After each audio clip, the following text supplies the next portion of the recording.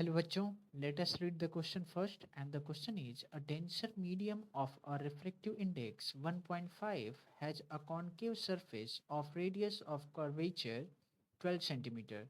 An object is situated in the denser medium at a distance of 9 centimeter from the pole. Locate the image due to the refraction in air, and the four options are given.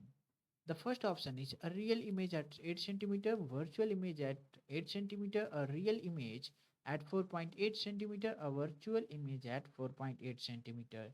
So, so to solve this question, first we'll write a key concept here.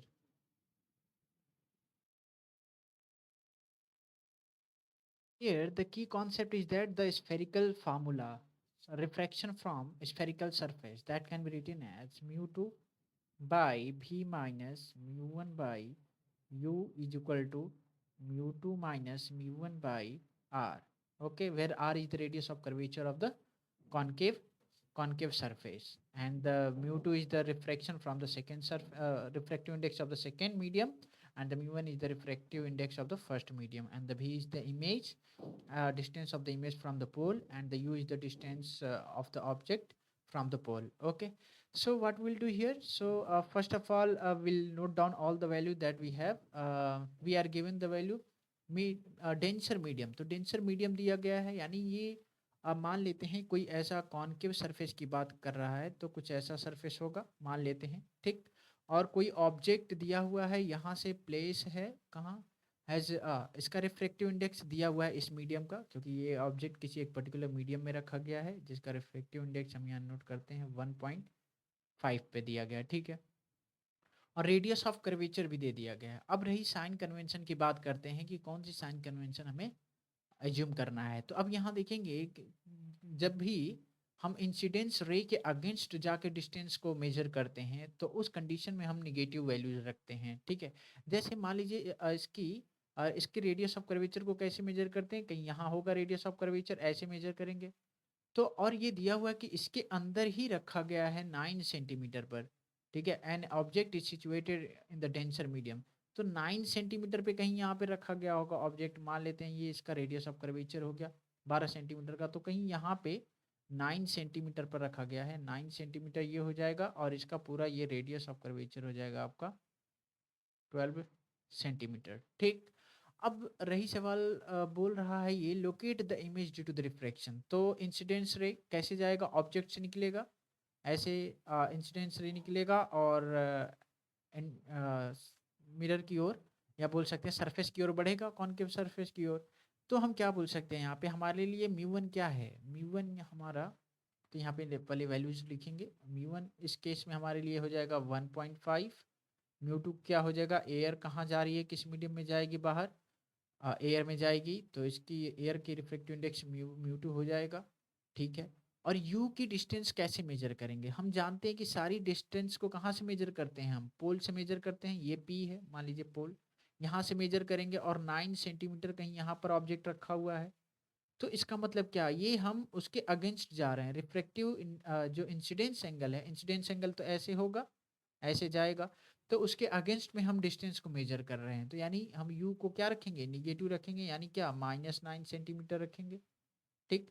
और radius of curvature को भी negative रखेंगे, क्यों, क्योंकि वो उसका face जो है कॉनकेव सरफेस का किधर ओपन है, उसके अगेंस्ट ओपन है, तो यानी हम -12 सेंटीमीटर यहाँ पर रख देंगे, ठीक है। अब now we are going to use this formula to solve it further, so let's apply the formula. Let's apply the formula here.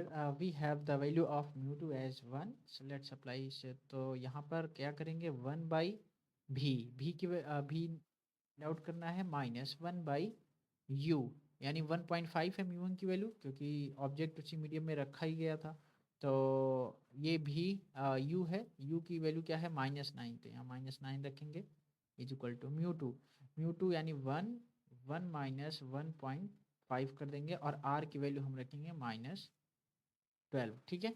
अब इसको आगे सॉल्व करते हैं, मान लीजिए इसको जब हम आगे सॉल्व कर रहे होंगे, तो ये हो जाएगा आपका 1/v, और ये प्लस हो जाएगा 1.5, और ये हो जाएगा 9, और यहाँ आपका बचेगा -0.5 डिवाइडेड बाई ये हो जाएगा -12, तो ये माइनस से माइनस कैंसिल हो जाएगा और इस पार्ट को हम उधर भेजते हैं तो क्या मिलेगा 1/v इज इक्वल टू 0.5।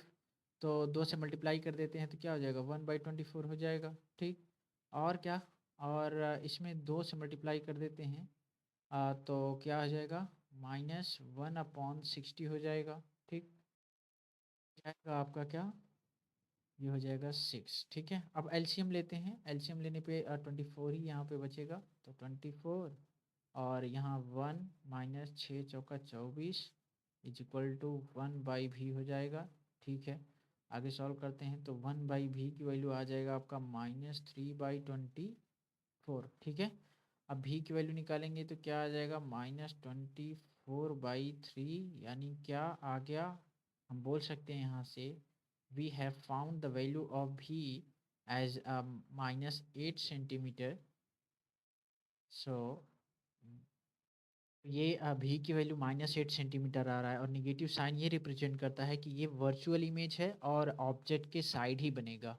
क्यों, क्योंकि ऑब्जेक्ट को भी हमने क्या कंसीडर किया था, निगेटिव साइन से कंसीडर किया था। ठीक है, तो हम यहाँ से क्या बोल सकते हैं, virtual image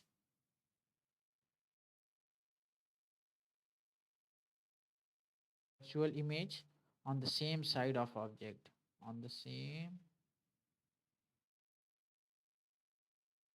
side of object। okay, we can say the option 2 is the right answer। So hope you found this solution understandable. Thank you.